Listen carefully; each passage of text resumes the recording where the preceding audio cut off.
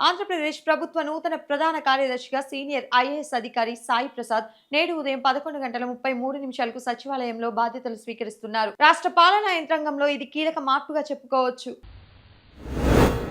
ముఖ్యమంత్రి చంద్రబాబు నాయుడు నేడు విజయనగరం జిల్లాలో పర్యటిస్తున్నారు. చీపురుపల్లి మండలం రావివలసలో ఎన్టీఆర్ భరోసా కింద లబ్ధిదారుల ఇంటికే వెళ్లి నేరుగా పెన్షన్లు పంపిణీ చేయనున్నారు. తెలంగాణ సీఎం రేవంత్ రెడ్డి నేడు సచివాలయంలో అన్ని శాఖల కార్యదర్శులతో భేటీ అవుతున్నారు. మార్చి 2 నుంచి అమలు కానున్న 99 రోజుల యాక్షన్ ప్లాన్ మరియు అభివృద్ధి పనుల పురోగతిపై ఆయన సమీక్షిస్తారు.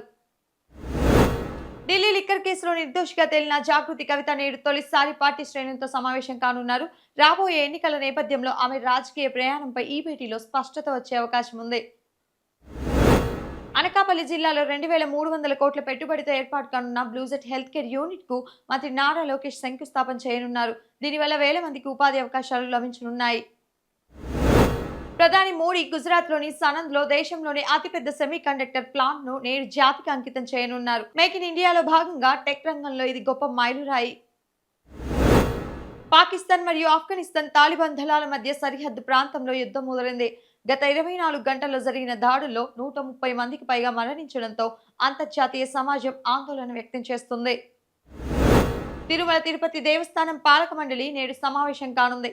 2026-27 ఆర్థిక సంవత్సరానికి గాను సుమారు 5,700 కోట్ల అంచనా వ్యయంతో కూడిన వార్షిక బడ్జెట్ కు ఆమోదం తెలపనుంది. భారత్ కు అత్యంత కీలకమైన పొరుగు దేశం నేపాల్లో నేడు సార్వత్రిక ఎన్నికల పోలింగ్ జరుగుతోంది. ఇక్కడ ఏర్పడబోయే కొత్త ప్రభుత్వం భారత్ తో సంబంధాలను ప్రభావితం చేయనుంది.